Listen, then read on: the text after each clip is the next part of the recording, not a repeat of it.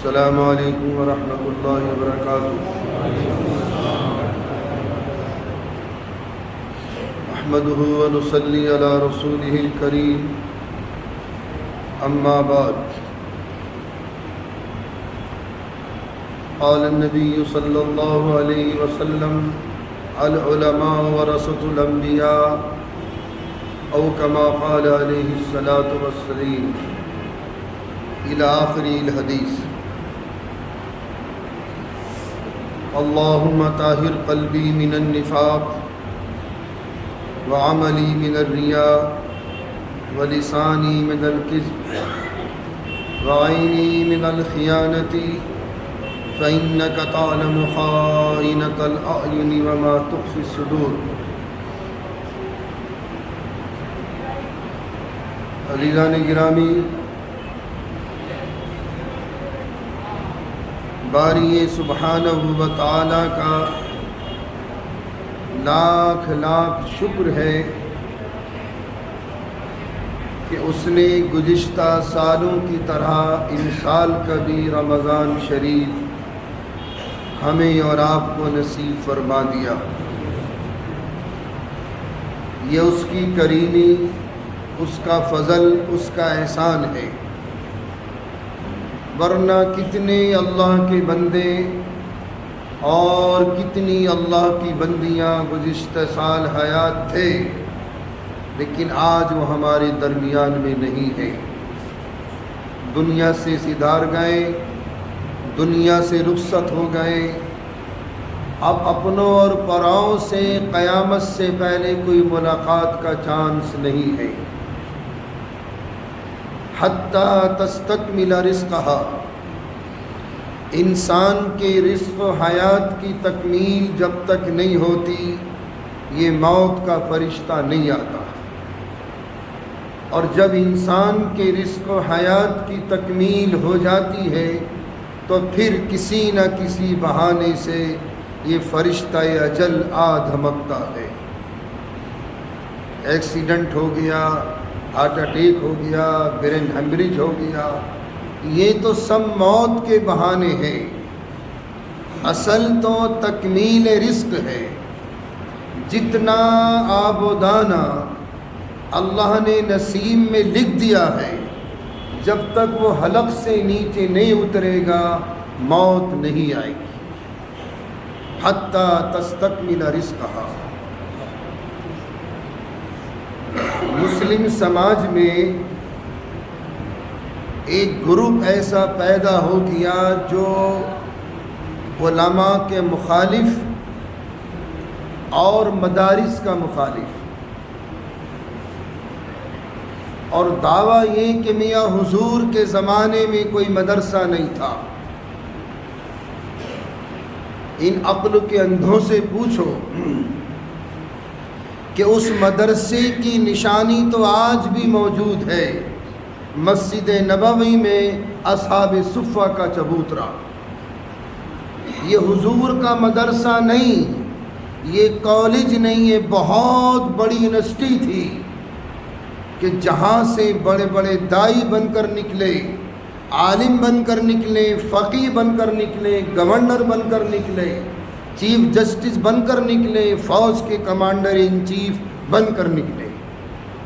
آج بھی وہ نشانی موجود ہے، اور دونوں حرموں میں، دونوں حرمین شریفین میں آج بھی وہاں کے شیوخ درس حدیث دیتے ہیں۔ جو عمرہ کرنے والے حضرات ہیں، جو حج پہ جانے والے حضرات ہیں، وہ دیکھتے ہوں گے کہ جہاں کہاں ہر کونے میں شیخ عرب بیٹھا ہے اور طلبہ کو پڑھا رہا ہے۔ پھر آپ جانتے ہیں کہ علماء کون ہیں؟ العلماء ورثۃ الانبیاء، یہ علماء وارث انبیاء ہیں، یہ انبیاء کے وارث ہیں، جائیداد کے نہیں، جاگیروں کے نہیں، کوٹھی بنگلوں کے نہیں، بلکہ جو علم نبوی آقا چھوڑ کر گئے اس کے صحیح وارث علماء کرام ہیں۔ صحیح وارث اس کے علماء کرام ہیں۔ اب سنیے علماء کے فضائل میں احادیث مبارکہ۔ کل قیامت کے دن اللہ رب العزت والجلال ایک بندے کے نامہ اعمال تلوائیں گے۔ اتفاق سے نیکیوں کا پلڑا ہلکا ہو جائے گا، ایک بادلوں کی شکل آئے گی اور اس نیکیوں کے پلڑے میں رکھی جائے گی، یہ پلڑا بھاری ہو جائے گا۔ اللہ ارشاد فرمائے گا جا میرے بندے جنت میں۔ یہ ہمت کر کے اللہ میاں سے پوچھے گا بار الہ اس میں میرا کون سا ایسا عمل ہے جس عمل کی بیس پر یہ میرا نیکیوں کا پلڑا بھاری ہو گیا۔ ارشاد باری ہوگا میرے بندے وہ علم جو ہم نے آپ کو دیا تھا، یہ وہ علم رکھا گیا ہے۔ دوسری حدیث نبی پاک صلی اللہ علیہ وسلم کا پاک ارشاد ہے کہ جس قلم سے عالم دین کوئی حدیث لکھتا ہے، دین کی کوئی بات لکھتا ہے، قرآن کریم کی تفسیر لکھتا ہے یا فتاوے لکھتا ہے، یہ روشنائی شہید کے خون سے بھی افضل ہے۔ حالانکہ شہداء کا مقام بہت بلند و بالا ہے، شہداء کے لیے قیامت کا انتظار نہیں ہوتا، یوں شہید اور سیدھے جنت میں۔ لیکن وہ روشنائی کہ جس روشنائی سے ایک عالم دین کوئی کتاب لکھتا ہے، حدیث کی، قرآن کی تفسیر کی، فقہ کی، دین کی کوئی بھی بات لکھتا ہے، یہ روشنائی شہید کے خون سے افضل ہے۔ تیسری حدیث سنیے، میں نے اپنے وعظوں میں اکثر بتایا تھا کہ خلفائے اربعہ سے حدیثیں تو بہت کم نقل ہیں، لیکن جو ہیں وہ بہت امپورٹنٹ ہیں، جو بھی حدیث ہیں۔ حضرت سیدنا عثمان غنی رضی اللہ تعالی عنہ، کیا مرتبہ حضرت کا، اس امت کے مالداروں میں اگر کوئی بلا حساب و کتاب جنت میں جائے گا تو عثمان غنی کی ذات بابرکت ہوگی۔ ذوالنورین کا خطاب دے دیا آقا نے، کیوں؟ اس لیے کہ حضور پاک صلی اللہ علیہ وسلم کی دونوں بیٹیاں حضرت رقیہ اور ام کلثوم رضی اللہ تعالیٰ عنہما، یہ دونوں یک بعد دیگریں آپ کی نکاح میں آئی ہیں، ذوالنورین، دو نور والے۔ یہ اس حدیث پاک کے راوی ہیں۔ نبی پاک صلی اللہ علیہ وسلم کا پاک ارشاد ہے کہ قیامت کے دن اللہ رب العزت والجلال دو بندوں کو بلائے گا، ایک عابد ہوگا، ایک عالم ہوگا۔ عابد کا تو پیشہ ہی عبادت کرنے کا ہے، کبھی اوابین میں کھڑا، کبھی تہجد میں کھڑا، کبھی تلاوت کر رہا، کبھی ذکر کر رہا، کبھی دعائیں مانگ رہا، اس کا تو کام ہی عبادت کا ہے۔ اس کی ذات سے دوسروں کو کبھی فائدہ نہیں پہنچا۔ ارشاد باری ہوگا میرے بندے تو جنت میں جا، اور ایک عالم دین کو روک لے گا اللہ رب العزت والجلال۔ ارشاد باری ہوگا میرے بندے جتنے میرے گنہگار بندے ہیں تو شفاعت کر، میری عزت کی قسم میں تیری شفاعت کو قبول کروں گا۔ زور سے کہیے سبحان اللہ، اللہ اکبر کبیرہ۔ یہ ان علماء کا مقام ہے، یہ قوم کے رہبر ہیں، یہ قوم کے قائد ہیں، یہ قوم کے رہنما ہیں۔ اگر یہ نہ ہو تو کوئی نماز پڑھانے والا نہیں ملنے کا، کوئی نکاح پڑھانے والا نہیں ملنے کا، کوئی جنازے کی نماز پڑھانے والا نہیں ملنے کا، کوئی مسائل بتانے والا نہیں ملنے کا، کوئی فتویٰ دینے والا نہیں ملنے کا۔ دوسری حدیث سنیے، اس حدیث پاک کے راوی حضرت سیدنا عبداللہ بن عمر رضی اللہ تعالیٰ عنہما ہیں، اور صحابہ کی جماعت میں جو محدثین کی جماعت تھی حضرت عبداللہ بن عمر کا ان میں صف اول میں شمار ہوتا ہے۔ کل قیامت کے دن اللہ ایک عالم کو روک لیں گے اور ارشاد باری ہوگا، میرے بندے جتنے تیرے شاگرد ہیں، جتنے تیرے شاگرد ہیں، خواہ ان کی تعداد آسمان کے ستاروں کی برابر ہی کیوں نہ ہو، آج تو ان کی شفاعت کر، میری عزت کی قسم میں تیری شفاعت کو قبول کروں گا۔ یہ مقام کسی ولی کو نہیں ملا، یہ مقام کسی عابد کو نہیں ملا، یہ تو حقیقت ہے، وارث انبیاء ہیں، اور اس چیز کے وارث ہیں، دولت کے نہیں، کوٹھی اور بنگلوں کے نہیں، جو نبی نے چھوڑا تھا اس کے صحیح وارث علماء اکرام ہیں۔ اگلی حدیث سنیے، حضور پاک صلی اللہ علیہ وسلم نے ارشاد فرمایا، ایک عالم دین کی طرف دیکھنا 100 برس کی نفلی عبادت سے افضل ہے۔ ایک عالم دین کی طرف دیکھنا، ایک مرتبہ دیکھنا 100 برس کی نفل و عبادت سے افضل ہے۔ تو میاں ان کی قدر کر لو، ورنہ قرب قیامت کی سب سے پہلی نشانی یہ ہوگی کہ علم اٹھا لیا جائے گا۔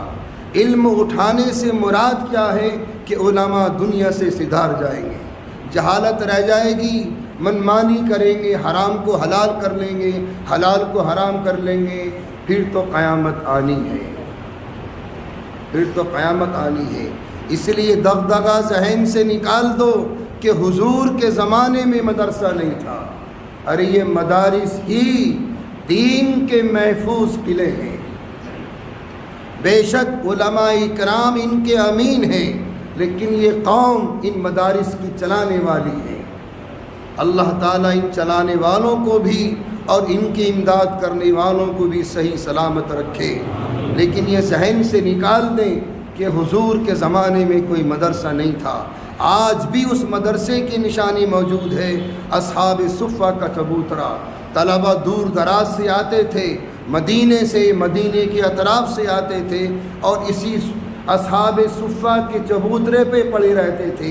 یہی ان کے ہاسٹل تھے، یہی ان کے کلاس روم تھا، یہی آقا ان کو پڑھاتے تھے، یہی وہ سوتے تھے، یہی وہ جاگتے تھے۔ آج بھی اس کی نشانی موجود ہے۔ ایک اور بات ذہن نشین فرما لیں، رزق کی ناقدری باعث محرومی ہے۔ ایک حدیث میں آپ کو سناتا چلوں، اس سے پہلے ذہن میں ایک شعر میرے آ رہا تھا، وہ سنا دوں۔ غریب شہر فاقے سے مر گیا عارف، غریب شہر فاقے سے مر گیا عارف، امیر شہر نے ہیرے سے خودکشی کر لی، امیر شہر نے ہیرے سے خودکشی کر لی۔ آج جتنے مملکت ہیں وہ مملکتیں جو انسانیت کی علمبردار ہیں، وہاں کتنے کتنے ارب ڈالر کا کھانا سالانہ تقریبات میں ضائع ہوتا ہے، اور ان کے پڑوس میں بھوکمری، فاقہ کشی، کتنے لوگ لقمہ اجل بن گئے فاقوں سے، کتنے بچے لقمہ اجل بن گئے فاقوں سے۔ لیکن وہاں کی اگر آپ سروے کریں، میں نے خود سروے کیا ہے کہ میاں امریکہ میں 50% کھانا سالانہ تقریبات میں ضائع ہوتا ہے، انگلینڈ میں 20 ملین ڈالر کا کھانا ضائع ہوتا ہے، اور جاپان میں 50 ارب یا 10 ارب ڈالر کا کھانا ضائع ہوتا ہے، سعودیت العربیہ میں 40,000 ریال عرب کا کھانا ضائع ہوتا ہے۔ یہ وہ ممالک ہیں جو انسانیت کے علم بردار ہیں۔ اب سنیے حدیث مبارکہ۔ ام المومنین حضرت عائشہ صدیقہ رضی اللہ تعالیٰ عنہ فرماتی ہیں کہ ایک مرتبہ حضور پاک صلی اللہ علیہ وسلم میرے گھر میں تشریف لائے تو روٹی کا ٹکڑا زمین پر گرا ہوا تھا، روٹی کا ٹکڑا زمین پر گرا ہوا تھا۔ حضور پاک علیہ الصلاۃ والتسلیم نے وہ ٹکڑا اٹھایا اور صاف کر کے کھا لیا، اور پھر حضرت عائشہ کی طرف مخاطب ہوئے، ارشاد فرمائے عائشہ اس رزق کی قدر کر لو، جس گھر سے یہ نعمت نکل جاتی ہے قیامت تک واپس نہیں آتی۔ اب ہم اپنی تقریبات میں ذرا جھانک کر دیکھ لیں کتنا کھانے کو ضائع کرتے ہیں۔ یقین رکھنا کہ جس گھر سے یہ رزق کی برکتیں نکل گئیں، یہ نعمت نکل گئی، قیامت تک واپس نہیں آئے گی۔ یہ میرے الفاظ نہیں ہیں، ہمارے آقا کے الفاظ مبارکہ ہیں۔ میرے بزرگوں، شادی بیاہوں میں اپنی تقریبات میں دیکھ بھال کے کام کیا کرو۔ کھانے والوں کے لیے تو وہ بھی عیب نکال لیں، آپ کتنے ڈشز تیار کر لیں اس میں بھی آپ نکال دیں گے، اس میں بھی عیب نکال دیں گے۔ کھانا اتنا پکاؤ جتنی ضرورت ہے، ضائع کرنے سے بہتر یہ ہے کہ کسی غریب کو دے دو۔ ورنہ حضور پاک صلی اللہ علیہ وسلم کے ارشادات میں کوئی شک نہیں ہے کہ جس گھر سے اس نعمت کی یہ نعمت نکل جاتی ہے پھر قیامت تک اس گھر میں واپس نہیں آتی۔ میاں ان سے پوچھو جن کے گھروں میں فاقے ہوتے ہیں، ان سے پوچھو جو رات دن فٹ پاتھوں پر زندگی گزارتے ہیں 12 مہینے، اللہ کا شکر ہے کہ ہمارے سر پہ چھت تو ہے، وہ بھی تو اللہ کے بندے ہیں۔ اس لیے رزق کی قدر کرو، رزق کی ناقدری باعث محرومی ہے۔ یہ حالات جو ہمارے اور آپ کے سامنے ہیں، ہوا بہت مخالف سمت چل رہی ہے۔ میرے بزرگوں، ایمان کا سودا مت کر دینا۔ حضرت شیخ الہند رحمۃ اللہ علیہ نے مالٹا کی جیل میں حضرت شیخ الاسلام رحمۃ اللہ علیہ سے فرمایا تھا، حسین احمد میں بھی بلال کی روحانی اولاد ہوں، میں بھی عمار و یاسر کی روحانی اولاد ہوں، میں انگریزوں کے مخالفت میں جو میں نے فتویٰ دے دیا اس کو بدل نہیں سکتا قیامت تک۔ میرے بزرگوں، آج وہ ہوا چل رہی ہے جو ہمارے ایمان پر ڈاکہ ڈالنا چاہتی ہے، اور ایک گروپ تو ایسا پیدا ہو گیا کہ وحدانیت کا کانسیپٹ ہی ہمارے دل و دماغ سے نکالنا چاہتے ہیں۔ لا الہ الا اللہ محمد رسول اللہ، بس اس کو مضبوطی کے ساتھ تھامے رکھو، عمل جیسے بھی ہیں کرتے رہیے، جو بھی ہیں ٹوٹے پھوٹے کرتے رہیے، لیکن ایمان کو بچا لے جاؤ۔ دنیا اور آخرت کی کامیابی اسی ایمان کے اندر مضمر ہے۔ اللہ ہم سبوں کے ایمان کو محفوظ رکھے، مرتے دم تک محفوظ رکھے۔ نماز کی ترکیب اور نیت سمجھ لیجیے گا۔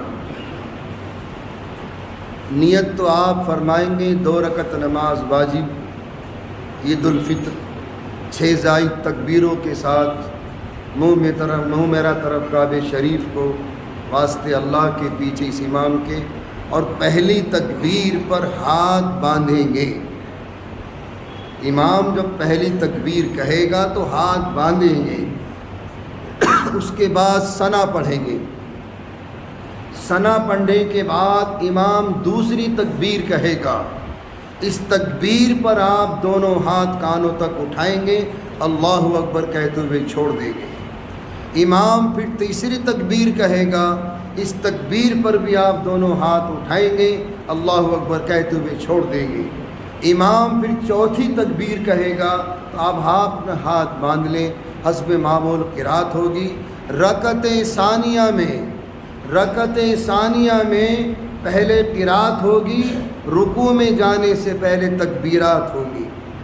پہلی رکعت میں قرات سے پہلے تکبیرات ہیں اور رکعت ثانیہ میں قرات کے بعد تکبیرات ہیں۔ بس یہ ایک موٹا سا مسئلہ ذہن میں رکھیں۔ دوسری چیز، میرے بزرگوں، خاص کر کے میرا نوجوان طبقہ جو بیٹھا ہے، ادب کرو گے تو ادب ہوگا۔ بڑوں کا ادب کرنا سیکھو، ماں باپ کا ادب کرنا سیکھو۔ حدیث میں حضور پاک صلی اللہ علیہ وسلم نے ارشاد فرمایا کہ جو میرا امتی یعنی ماں باپ جب بھی اپنی اولاد کے حق میں دعا کریں گے، اللہ تعالی ہمیشہ قبول کرتا ہے۔ بزرگان دین کی دعائیں، علماء دین کی دعائیں اللہ قبول کرے یا نہ کرے کوئی گارنٹی نہیں، لیکن جب بھی والدین اپنی اولاد کے حق میں دعا ہو یا بد دعا جو بھی کریں گے اللہ ہمیشہ قبول کرتا ہے۔ اس لیے ہمیشہ ماں باپ سے بھی کہا کرو، امی جان میرے حق میں دعا کرنا، میرا پیپر ہے، ابو جان میرے حق میں دعا کرنا، میرا انٹرویو ہے۔ ان سے بھی کہا کرو، ان کی دعائیں کبھی رد نہیں ہوتی، ہمیشہ مقبول ہوتی ہیں۔ چلتے چلتے ایک واقعہ سن لیجئے۔ اللہ نے دلوں کی کشتی الٹ دی۔ نوجوان لڑکے، یہ لونڈے لفاڑے، ان کا تو مزاج ہی ایسا ہوتا ہے، یہ پکنک پاٹ پہ جا رہے تھے سمندری۔ ایک بڑے میاں کو اٹھا لیا، کشتی میں ڈال لیا، اور میاں کوئی اس کے ٹکی مار رہا، کوئی ریپٹ مار رہا، کوئی اس کی داڑھی سے کھیل لیا، اور خوب ہنسی مذاق۔ اللہ رب العزت والجلال کی حدیث قدسی ہے کہ جو میرے ولی کی شان میں گستاخی کرے گا میری طرف سے اعلان جنگ۔ یہ اللہ کا ولی تھا جس کو اٹھا کر لے گئے تھے۔ جب دیکھا کہ ان نوجوان لڑکوں نے اس میرے بندے کی درگتی کر دی تو ندائے غیبی آئی،